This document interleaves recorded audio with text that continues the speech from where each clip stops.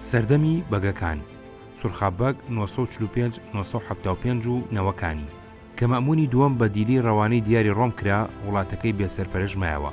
سورخابەگی مامی ئەم دەرفەتەی بە هەڵزانی دەستی بەسەر ناوچەکانی ژێردەستی مەمونی برازای داگرت، هەروها ناوچەکانی ژێردەستی محەممەدبەگی براشی داگیر کرد. محەممەدبەگ هەڵات و پەنای بۆ ڕۆم برد. نزیکەوتنەوەی ئەردەڵان لە دەرباری سەفەوی. ئەڵقاز میرزای سەفەوی لەسەر دەسەڵات لە شاه تەحماسپی برای هەڵگەڕایەوە، پەنای بۆ سوڵتان سلێمانی قانونی برد 954. ئەو کاتە گەرمەی جەنجی 20 ساڵی ڕۆم و عەجەم بوو، لەلایەن عوسمانیەوە پێشوازیی گەرمی لێکرا و لەشکرێکی گەورەیان بۆ سازدا. لەشکر کێشەکە سەرکەوتوو نەبوو. ئەڵقاز ترسا سوڵتان بیکوژێ، هەڵات بۆ شارە زور و چووە لای سورخابەگ. شاه تەحماس کردێ سەر سورخاب ئەڵقاسی تەسلیم کە. سورخاب بۆ ئەوەی وڵاتەکەی نەکەوێتە بەر هێرشی قزڵباش ئەڵقاسی تەسلیم کردن 956. تەحماس ماوەیەک ئەڵقاسی برای لە قەڵای قاحقە هەدا زیندانی کرد. اینجا فەرمانیدا لەسەر قەڵاکۆ فڕیاندایە خوارەوە و مرد. تەسلیمکردنی ئەڵقاز بە تەحماس بووە هۆی نزیکەوتنەوەی سورخاب لە دەرباری سەفەوی. تەحماس لە پاداشتی ئەم چاکەیەدا موچەی ساڵانەی بۆ سورخاب بڕیەوە و ئیتر بەلای ئەواندا ساغ بووە. عوسمانەکانیش لە تۆڵی ئەمەدا مەمونیان لە بەند ئازاد کرد، بەڵام لە باتی گێڕانەوەی بۆ ئەردەڵان حیلەیان پێسپارد. بنکەی حکومڕانی میرەکانی ئەردەڵان لە قەڵای زەڵم بووە. قەڵای زەڵم بەقەت شاخی سوورێنەوەیە، شوێنێکی عاسی و دژوارە، کەوتۆتە لایەکی چەپەکەوە، هیچ شار و ئاوایەکی گەورەی لە نزیک نەبووە و هیچ ڕێگەوبانێکی گرنگیشی پێدا تێنەپەڕیوە. ناوچەیەکی کەم دەرامەت و هەژار بووە. ماموونی دووەم کە دوای باوکی کاروباری وڵاتی گرتە دەست 942 ئیترنەی توانی خۆی لە شەڕ دوورە پەرێز بگرێ. سوڵتان حسێنبەگی میری بادینان بە لەشکری عوسمانیەوە هاتە سەری و لە قەڵای زەڵمدا گەمارۆیدا. سەرنجام ناچار بوو خۆی بەدەستەوەدا، بە گیراوی ڕەوانەی لای کاربەدەستانی عوسمانی کرا و خرایە زیندانەوە. سورخابەگ مامی مەمون ڕێ بۆ چۆڵ بوو و ناوچەکەی هێنایە ژێردەستی خۆیەوە. ئەمیش خۆی لە بەشداری لەشکرکێشەکانی جەنجی 20 ساڵەی ئێران و عوسمانیدا دوڕاگرتووە. چەپەکی ناوچەکە و دابڕاوی لە مەیدانە سەرەکیەکانی جەنگەوە یارمەتی دەری بوون. قەراردادی ئاماسیا. هەردوو دەوڵەت ئێران و عوسمانی لە ئەنجامی کێشەی ناوخۆ و هەڕەشی دەرەکیدا ناچار بوون شەڕ ڕابگرن و پەیمانی ئاشتی ببەستن. دوای ئاڵوگۆڕی چەندین نامە لە نێوان گەورە کاربەدەستان و شاه تەحماسپی سەفەوی و سوڵتان سلێمانی قانونیدا، ئێران و عوسمانی لە ڕەجەبی 963 مای 3555دا گەیشتنە ڕێکەوتنێک کە لە مێژوودا بە قەراردادی ئاماسیە ناسراوە. ئەم ڕێکەوتنە زۆرتر بە پێی سەرەتای باری هەبوو ڕێکخرا بوو. هێزی هەر لا گەیشت بۆ هەر جێگایەک لەوێ دامایەوە. بەم پێیە ئازەربایجان هەمووی بەر ئێران و عێراقی عەرەبی هەمووی بەر عوسمانی کەوت و ئەرمەنستان، کوردستان و کوردستان بەشێکی کەوتە ژێردەستی ئێران و بەشێکی کەوتە ژێردەستی عوسمانی. لە ئەنجامی ئەمەشدا قەڵەمڕەوی ئەردەڵان بوو بە دوو بەشەوە. هەورامان، مەریوان، بانا، سەقز کەوتنە ناو سنووری عەجەم و شارەزور، شارباژێر، قەرەداغ کەوتنە ناو سنووری ڕۆم. شەرەفنامە لاپەڕە 206 207 و بە دوی ئەویشدا مێژوو نووسەکانی ئەردەڵان لۆب 32 33 و مەستورە 33 و حەدیقا 123 و 124 و توحفە 97 و 98 ئەڵێن سورخابەگ ناوچەکەی محەممەدبەگی برای زەوت کرد. محەممەدیش بۆ ئەوەی ئەردەڵان بهێنێتە ژێر دەسەڵاتی خۆیەوە پەنای بۆ ڕۆم برد. هێزێکی گەورەیاندایە، چوونە سەر قەڵای زەڵم و گەمارۆیاندا. گەمارۆدان 2 ساڵ درێژەی کێشا. شاه تەحماس هێزی بە فریای گەمارۆدراوەکانەوە نات. لەشکری عوسمانی دەوری قەڵاکەیان بەردا و بڵاویان لێکرد. گەمارۆدراوەکان چونکە لە مێژ بوو لەناو قەڵاکەدا گیریان خوارد بوو، کەڵکیان لەو هەلە وەرگرت و خۆیان دەرباز کرد و هەریەکەیان بەلایەکدا ڕای کرد. یەکێ لە سەرانی لەشکری عوسمانی چۆڵی قەڵاکەی بە هەڵزانی و یەکسەر چووە ناوی و گرتی. قەڵای کرد بە بنکەی خۆی و لێەوە دەستی بەسەر ناوچەکەدا گرت. لەو ساوە 969 شارەزور وەسەر قەڵەمڕەوی عوسمانی خرا. بنکەی میرایەتی ئەردەڵان ئیتر لە قەڵای زەڵم هەڵکەنرا و گوێزایەوە قەڵای مەریوان. ئەم شەڕە لەو ساڵەدا ئەگەر قەوما بێیاننا ئەمە هیچ لە ڕاستیە ناگۆڕێ کە شارەزور بە پێی قەراردادی ئاماسیا لە 963ەوە خرا بۆ سەر قەڵەمڕەوی عوسمانی. ئەگەر ئەم شەڕەش بوو بێ بۆ جێبەجێکردنی بووە. نەوەکانی سورخابەگ. سورخابەگ بە قسەی هەندێ 6 ساڵ و بە قسەی هەندێکی تر 67 ساڵ حکومڕانی کردووە و 11 کوڕیشی هەبووە: حەسەنبەگ، ئەسکەندەربەگ، ئەسلەمزبەگ، شاسواربەگ، سارۆخان، قاسمبەگ، سوڵتانی عەلیبەگ، یعقوببەگ، بارانبەگ، زولفەقاربەگ، بیساتبەگ. ڕەچەڵەکی میرانی سۆران. مێژوو نووسەکانی ئەردەڵان لۆب لە لاپەڕە 34 و مەستورە لە لاپەڕە 34 و حەدیقە لە لاپەڕە 125 و توحفە لە لاپەڕە 115 هەمویان لەسەر ئەوەیەکن کە بارانبەجی کوڕی سورخابەگ کە ئەو زەمانە بە فەرمانی باوکی کراوە بە حاکمی ئامێدی و ڕەواندز باپیری زنجیرەی بنەماڵەی میرانی سۆرانە و هەمویان سوورن لەسەر ئەوەی کە میر مەحەممەدی میری ڕەواندز و هەریر و کۆیە کە لەو سەردەمەدا یەکێ لە پیاوە ناسراوەکانی ناوچەکە بووە لەنەوەی بارامی کوڕی سورخابە. ئاگاداریەکانی شەرەفنامە لاپەڕە 484 کە کۆنترین سەرچاوەی مێژوویە باسی بنجوبناوانی هەردوو بنەماڵەی ئەردەڵان و سۆرانی کردبێ لەمڕۆ هیچ بەڵگەیەک بەدەستەوە نادا کە بارانبەگ باپیری میرانی سۆران بێ. جگەلەوەش شەرەفخان کە باسی سورخابەجی کردووە لەم بارەیەوە هیچی نەوتووە. لەناو زنجیرەی میرانی سۆرانیشدا بارانبەجیان تێدا نییە، بۆیە ئەم قسەیە جێگەی گومانە. سوڵتان عەلیبەگ کوڕی سورخابەگ لە پاش ماوەیەکی کورتی حکومڕانی بە گەنجی مرد. دوو کوڕی مناڵ تەیمورخان و هەڵۆخانی لە پاش بەجێما. دایکی ئەم دوو کوڕە کچی مونتەشا سوڵتانی ئیستاجلو بووە کە یەکێ بووە لە گەورەکانی قەزڵباش شەرەفنامە لاپەڕە 208. ڕەنگە سورخاب دوای بەدەستەوەدانی ئەڵقاز میرزا لە کاربەدەستانی دەرباری سەفەوی نزیک بوو بێتەوە و ئەم ژن و ژنخوازیەش بەرهەمی ئەوە بوو بێ. بیساتبەجی کوڕی سورخابەگ 975-986. کوڕەکانی سوڵتان عەلیبەگ مناڵ بوون، لەبەر ئەوە مامیان بیساتبەگ کاروباری وڵاتی گرتە دەست کە تەیمور و هەڵۆ گەورە بوون چوونە دەرباری شای ئیسماعیلی دووەم 984-985 بۆ ئەوەی حکمی وڵاتەکەیان لە مامیان بۆ وەرگرێتەوە، بەڵام بەهۆی پەشێوانی هەلومەرجی دەربارەوە سەرکەوتوو نەبوون. تەیمور کێشەی زۆری بۆ مامی دروزە کرد، تاڵان و ڕاوڕوتی ئەکرد و ئاژاوەی خست بۆ ناوچەکەوە، بەڵام زەفەری بە مامی نەبەر تا خۆی بە دەردی خوا مرد. 986. تەیمورخان کوڕی سوڵتان عەلیبەگ 986-998. بە مردنی مامی کاروباری گرتە دەست تا سەردەمی تەیمور و هەڵۆ نازناوی هەموو میرەکانی ئەردەڵان بەگ بووە. لە دوای ئەمانەوە ئیتر هەموو نازناوی خانیان هەڵگرتووە. دوای مردنی شاتاماز 984 سەرانی قەزڵباش ئیسماعیلی دووەمیان لە زیندان دەرهێنا و لە جێباوکی کردیان بە شای ئێران. ئیسماعیل زیاتر لە 19 ساڵ بە تەنیا لە زیندانی قەڵای قاقا هادا بوو کە بوو بەشا کەوتە کوشتنی براوخزمەکانی و سەرانی قەزڵباش. سەرانی قەزڵباش پیلانێکیان لێ جێڕا کوشتیان 985. سەرانی قەزڵباش دوای ململانیەکی زۆر تەنیا کوڕی زیندوی تاماز محەممەدی خودابەندەیان دانا بە شای ئێران. محەممەد 985-996 بوو دەڵۆ بێکارە بوو، سەر ڕای ئەوەش چاوکت و کوێر بوو. ئەم بەناوشا بوو دەسەڵاتداری ڕاستەقینەی دەربار هاوسەرەکەی بوو. هەلومەرجی ناوخۆی ئێران پەشێوا و نێوانی لەگەڵ عوسمانی تێکچوو بوو. سەر لە نوێ بارودۆخی جەنگ زاڵ بوو بەسەر پەیوەندیەکانیاندا. بابی عالی ئەیویز هەل لە لاوازی دەربار و پەشێوانی هەلومەرجی ئێران بهێنێ و لە چەندلاوە پەلاماری ئێرانیاندا و سەرزەمینێکی فراوانیان لە ڕۆژئاوا و سەروی ئێراندا تەنانەت تەورێزیشیان داگیر کرد. هێزەکانی ئێران بەری ئەم هێرشیان پێ ناگیرا. تەیمورخان بەهۆی پشێوی ناوخۆی ئێران و کزی دەسەڵاتی دەرباری سەفەویەوە نێوانی خۆی لەگەڵ عوسمانی چاک کرد. وەکو شەرەفنامە لە لاپەڕە 209 ئەڵێ ساڵی 986 پەنای بردە بەر سوڵتان مورادی سێیەم 982-1004. سوڵتان لە داهاتی زەویە تایبەتیەکانی شارە زۆر موچەی ساڵانەی بۆ بڕیەوە و هەر چوار کوڕیشی بە خەڵات سەربەرزکردن.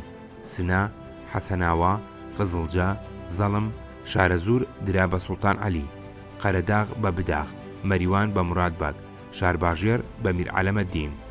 تەیمورخان لە هەوڵی فراوانخوازیدا بوو، هەوڵی ئەدا ناوچەکانی دراوسی لە کرماشان، هەمەدان، ورمێ داگیر بکە، لەگەڵ کەڵوڕ و لۆڕ تووشی شەڕات. لە کاتی گەمارۆدانی قەڵای زەڕین کەمەر گەڕووزدا کوژرا 998. پەراوێز 1. سنە ئەو کاتە هێشتا بنیاد نەنرابوو. 2. وەکو دەریش ئەکەوێ قەڵەمڕەوی ئەردەڵان لەو کاتەدا بە زۆری خواروی کوردستان بە تایبەتی بەشێکی سلێمانی ئێستەی گرتوۆتەوە و سنوورەکەی لە ناو ئێراندا تەسک بووە. سەردەمی خانەکان هەڵۆخان 998-1026. لە دوای کوژانی تەیمورخان هەڵۆخانی برای کاروباری ئەردەڵانی گرتە دەست. سەردەمی هەڵۆخانیش ئێران هەر لە نەئارامیدا بوو. سەرانی قەزڵباش هەڵیان کوتایە سەر کۆشکی شەو بە بەرچاوی ئەوەوە ژنە دەسەڵاتدارەکەیان کۆشت. لە دوای زنجیرەیەک پیلانجێڕان شاه محەممەد کەنارەگیری کرد و عەباسی کوڕی لەسەر تەختی شایەتی دانرا 996-1039. لەو کاتەدا دەرباری ئێران لەو پەڕی بێدەسەڵاتی و شپرزەیدا بوو. خانەکانی قزڵباش هەر یەکەیان لایەکی ئێرانی بۆ خۆی دابڕی بوو. عوسمانی ناوچەیەکی فراوانی ئێرانیان لەژێر دەستدا بوو. سوپای ئێران لە چاو ئۆردوی عوسمانیدا ناڕێک و پێک و لاواز و بێبەش بوو لە چەکی گەرم. شاه عەباس پێویستی بەکاتەبوو بۆ ئەوەی هەلومەرجی ناوخۆی ئێران چاک بکات و دەسەڵاتی دەربار بەهێز و سوپای ئێران ڕێک بخاتەوە، ئەوەیشی لە بارودۆخی جەنگدا لەگەڵ عوسمانی بۆ نەئەکرا. لەبەرەوە لە سەرەتادا هەوڵیدا لەگەڵ بابی عالی ئاشتی بکە. شاه عەباس مەهدی قولیخانی چاوەشلوی حکومڕانی ئەردەبیلی لەگەڵ برازایکی بە دیاریەوە نار بۆ ئەستەمبۆڵ. سەفیری ئێرانی لە 1990دا ڕێکەوتنێکی لە ئەستەمبۆڵ لەگەڵ بابی عالی ئیمزا کرد. بەپێی ئەم ڕێکەوتنە یەک ویلایەتەکانی ئەرمەنستان و شەکی و شیروان، کوردستان و قەراباغ، شاری تەورێز و بەشی ڕۆژئاوای ئازەربایجان، کوردستان و لوڕستان و قەڵای نەهاوەند بە دەوڵەتی عوسمانی درا. دوو هەردوو لابەڵێنیان بە یەکتریدا دیلەکانی جەنگ بدەنەوە بە یەکتری. سێ هەردوو لابەڵێنیاندا بە یەکتری داڵدەی ڕاکردوانی یەکتری نەدەن. چوار دەوڵەتی ئێران بەڵێنیدا سوکاتی بە هاوسەری پێغەمبەر و خەلیفەکان نەکا.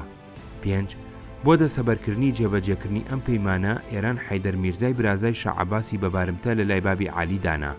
هەڵۆخان لەم هەلومەرجەدا کاروباری ئەردەڵانی گرتە دەست. قەڵاکانی زەڵم، پڵنگان، حەسەناوەی ئاوەدان کردەوە. مزگەوت و خان و بازار حەمامی تێدا دروستکردن. وڵات ئاوەدان بووە. هەڵۆخان بەهۆی قایمی قەڵاکانی و زۆری سوپاکەی و سامان و زەخیرەوە شاع عەباسی بە هیچ نەئەزانی. نێوانی لەگەڵ هەردوو دەوڵەت ڕۆم و عەجەم باش کردبوو بەسەر بەخۆی کاروباری وڵاتی بەڕێوە برد. شاع عەباس وەکو دەسەڵاتی ناوەندی بەسەر هەموو ئێراندا سەپاندەوە، ئەویست کوردستانیش بهێنێتە ژێر دەسەڵاتی خۆیەوە. شاع عەباس چەند جارێ لەشکری کردە سەری، بەڵام بەسەر نەکەوتووی ئەگەڕانەوە. هەلومەرجی کوردستان هەتا سەر بەم جۆرە نەمایەوە. لە سەردەمی هەڵۆخاندا ئاڵوگۆڕی بنەڕەتی بەسەر جۆری بەڕێوەبەراتی ئەردەڵاندا هات و بناغەی چوار نەریتی نوێ لە میرایەتێدا داڕێژرا. ناردنی بارمتە بۆ دەرباری ئێران. مێژوو نووسەکانی ئەردەڵان لۆب لاپەڕە 44، مەستورە 44 و 45، حەدیقە لاپەڕە سەوسی، تۆحفە 105 و 106 بە کەمێک جیاوازیەوە چیرۆکی ناردنی یەکەم بارمتەی ئەردەڵانی ئەجێرنەوە. شاع عەباس بەهێزێکی گەورەوە بۆ گرتنی کوردستان لە ئەسفەهانەوە مەنزڵ بە مەنزڵ کەوتە ڕێ لە مەیهەمی ئەسفەند ئاباد بارگەی خست. بۆ تەماشای چیاکانی کوردستان و ڕێگەوبانەکانی ئەچێتە سەر شاخێکی بەرز. عەلی باڵی زەنگەنە کە لەو کاتەدا جڵەوداری تایبەتی شابوو لەگەڵیە بێ. شاع عەباس هەواڵی کوردستانی لێ ئەپرسێ. ئەویش کە خۆی بە کووردا ئەنێ و ئەوێ چاکە بکە ئەڵێ کوردستان چیای گەورە و قەڵای قایمی وای تێدایە باڵداریش نایگاتێ و بەردەڵانی سەخت و باریکەڕێی پڕدرەختی کە یەکان گیر ئەبن هیچ ملبەرزێ ناتوانێت بەسەریدا سەرکەوێت. سەرڕای ئەوەش شەڕکەری شێرگلێن و ئازای لێیە کە هەر یەکێکیان لەگەڵ ڕۆستەم و ئەسفەندیار لافی بەرامبەری و لەگەڵ ئەفراسیاوی تورک داوای هاوسەریەکەن. چاک وایە حەزرەتی شا دەست لەمە هەڵبگرێ. ئەگەر خوا نەخواستە لە کاتی پێکادان داشکان بەسەر سوپای شادا بێ، ئەم نەنگوشورەیە تا قیامەت لەناو بنەماڵی سەفەویدا ئەمێنێ. شاع عەباس قسەکەی ئالیبالی ئەچێتە دڵ و وازدە و بیرە ئەهێنێ کە بە زۆر داگیری بکە. شاع عەباس دەرگای گفتوگۆ و دۆستایەتی لەگەڵ هەڵۆخان کردەوە. بەنامە و خەڵات و دیاری هێنایە ژێرباری فەرمانبەری و گوێڕایاڵی. خان ئەحمەدخانی کوڕی وەکو نیشانەی گوێڕایاڵی بە بارمتە ڕەوانەی دەرباری شاهی کرد. لەو کاتەوە ئیتر ئەمە بوو بە نەریتێکی پەیڕەویکراوی دەربار. هەمیشەیەکیە چەند کەسێ لە میرەکانی ئەردەڵان لە دەربارەکانی سەفەوی، ئەفشار، زەن، قاجاردا بارمتە بن. تێکەڵاوی ژن و ژنخوازی. مێژوو نووسەکانی ئەردەڵان لۆب لاپەڕە 45، حەدیقە لاپەڕە سەوسی، تۆحفە لاپەڕە 107 چیرۆکی ژنهێنانی خان ئەحمەدخان ئەجێرنەوە کە شاع عەباس لەبەر لێهاتووی زەڕینکولاهی خوشکی لێمارە کردووە. بەڵام مەستورە لاپەڕە 45 46 لە هەمویان زیاتر بایەخی بەم چیرۆکەداوە و وەکو لە پێشینانی بیستووە تێکەڵاوی ئەکا بە ئەفسانە و خەیاڵی ژنانە و ئەنووسێ. پاش ماوەیە کە بەهرە و توانی خان ئەحمەدخان لە شاع عەباس ڕوون بووەوە، لە پایە و پلەی زیاد کرد و خوشکە گەوهرە درەخشانەکەی نێو گەوهردانی شاهێتی و ئەستێرە پرشنگدارەکەی ناوبورجی سەڵتەنەتی کە ناوی زەڕینکولاه بوو پێبەخشی و سەری بە زاوا و خەزوریشە بەرز بووە. وێڕای ئەوەی کە مێژوو لەم بارەوە زۆری لەسەر نەڕۆیشتووە، بەڵام وەک لە پێشینانم بیستووە دوای نیشانکردنی زەڕینکولاه ئەو گەوهرە گرانبەهایە ئەختەر بڵندا بە هاوسەری خان ئەحمەدخان قایل نەبوو. حەزرەتی پاشا کە لاوچاکی و ئازاتی خان ئەحمەدخانی لێ ڕوون بوو، دلێری و کەڵەمێردی کە جێگەی شانازی بنەماڵی ئەردەڵان بوو لە ئاوێنەی بیریدا ڕەنجیدا بوو و سەردەرانەی تالاری بەبوونی بەختەوەرانەیەوە ڕازاند بووەوە بە فەڕی هێنابوو. زەڕینکولاهی بوو ئەو جێگایە کە ئاسمانی بوو لەسەر زەوی جێگیر بوو لە تەنیش خۆیەوە دانا. ئەنجا فەرمانیدا لە دەرگای حەوشەوە خان ئەحمەدخان بێن و لە دەرگایکی دیکەشەوە نەڕەشێرێکیان کە چەندین ساڵ بوو لەکن شێرەوانەکانی شا لە زنجیر درابوو بەڕەڵاکەن. شێری تایان لەو چەقی مەیدانەدا هەڵی کردە سەر خان ئەحمەدخان و پەلاماریدا. ئەو هۆژە برە چاونەترسە نەسڵەمیەوە. یەکسەر شمشێری دلێری هەڵکێشا و بەهێزی بازووی شێرانەی و دەمی شمشێری دلێرانەی شێرەکەی کوشت و لە ناوی برد. شای سەفەوی ئەگەرچی ئازایەتی و دلێری خان ئەحمەدخانی لەبەر چاو زیاتر بوو، بەڵام لە کوشتنی شێرەکە و بێباچی ئەو دلێرە ناوبراوی سەرزەنش کرد. خان ئەحمەدخان لە وەڵامدا فەرمووی: ئێمە دوو شێری هاوتا و دلاوەر پەلاماری یەکترماندا، یەخباڵ هێنای و بەخت سوار بوو، من ئەوم بەزان. شا فەرمایشتە جوانەکەی ئەو لاوچاکەی زۆر بەدڵەوە چوو. زەرێنکولا بە هاوسەری ئەو هومای کەشکەلانی بڵندیە شاد بوو. اینجا بەڕێوڕسمێکی شایانی شاریاران بێ و بە بەزەک و دۆزەک و دەبدەبە و سەنسەنەبێکی لە شانی گەورە پیاوان بۆشێتەوە، هەردوو پرشنگدار جوود بوون و بەیەگەیشتن. دیارەم چیرۆکە ئەفسانەیە دروستکراوی خەیاڵی ژنانی بنەماڵی ئەردەڵانە بۆ ئەوەی ئازایەتێکی نائاسایی بدەنە پاڵ کەسێ کە لە خەیاڵی ئەواندا پیاوێکی نائاسایی و پاڵەوانێکی بێوێنە بووە و بەم چیرۆکە شانوشکۆی بەرز بکەنەوە. هەروەکوم چیرۆکە بەسەر زمانەوە بوو و مەستورە لە پێشینانی خۆی بیستووە و لە مێژۆکەیدا تۆماری کردووە چیرۆکێکی تریش هەر بەسەر زمانەوە بووە، ئەبێ ئەویشی بیست بێ، بەڵام بۆ ڕێزلێنان لەم بنەماڵەیە خۆی لە جێڕانەوەی بواردووە. لە پێش ئەم و لە دوای ئەمیش جگە لە نووسەری سێرل ئەکراد لاپەڕە چلوپێن کە لە بنەماڵی ئەردەڵان نەبووە، کەسێک لە مێژوو نووسەکانی ئەردەڵان باسییان نەکردووە. دەماودەم ئەجێڕنەوە خات و کڵاوزەر حەز لە یوسف یاسکە ئەکا کە نۆکەرێکی قۆزی خۆیان بووە و دەستی لەگەڵ تێکەڵاوەکە. خان بە کەینوبینی کڵاوزەر و یوسف ئەزانێ. لەسەر ئەوە یوسف سزا ئەدا و فەرمان ئەدا لە چینی دیواردا بە زیندوێتی بینێژن. یوسف شاعیرێکی دەمپاراو بووە، لەگەڵ هەموو چینێکی دیوارەکەدا شعرێک ئەڵێ و لە خان ئەپارێتەوە لێ بورێ. ئەم هەموو پاڕانەوە کەڵ چینابێ، چینەکانی دیوارەکە ئەگاتە ڕاستی سەری، ئەو سائیتر ئومێدی بە ژیان و لێبوردن نامێنێ. بۆ دەربڕینی داخی دڵی ئەکەوێتە جنێودان ئەڵێ: ئەگەر ئەم کوژی ئەگەر نام کوژی، خات و کڵاوزەر کەوتە ژێرمەوە. وەستاکە بوو ئەوەی بە یەکجاری یوسف بێدەنگ بکە تۆپەڵێک گەج ئەماڵێ بەدەمیدا. بەشی یەکەمی چیرۆکەکە هەمووی لە هەڵبەسراوە چێ. شاعباس خوشکێکی نەبووە ناوی زێڕینکولا بێ و هیچ سەرچاوەیەکی ئەو سەردەمەش باسی ئەم ژنهێنان و شێرشکاندنە ناکات. ڕەنگە ئەم ژنەی دراوە بە خان ئەحمەدخان وەکو نووسەری زەیل ئەڵێ یەکێ لە پەردەنشینانی حەرەمسەرای شاهی بوو بێ نەخوشتی شا. شاکانی ئێران هەرگیز لە ژن و پارە تێر نەئەبوون. حەرەمسەراکانیان هەمیشە پڕ بووە لە ژن و کەنیزەک، جاروبار لیان بەخشیون. بۆ نمونە شا سوڵتان حسێن دوایین شای سەفەوی 5,000 ژنی سیغە کردووە، لەوانە 2,000یان کچ بوون. فەتح عەلی شای قاجاریش نزیکەی 1000 ژن و کەنیزەک لە حەرەمسەراکەیدا بووە، جاروبار هەندێک لەم ژنانەیان بەکار بەدەست و دەست و پەیوەندەکانیان ئەبەخشی.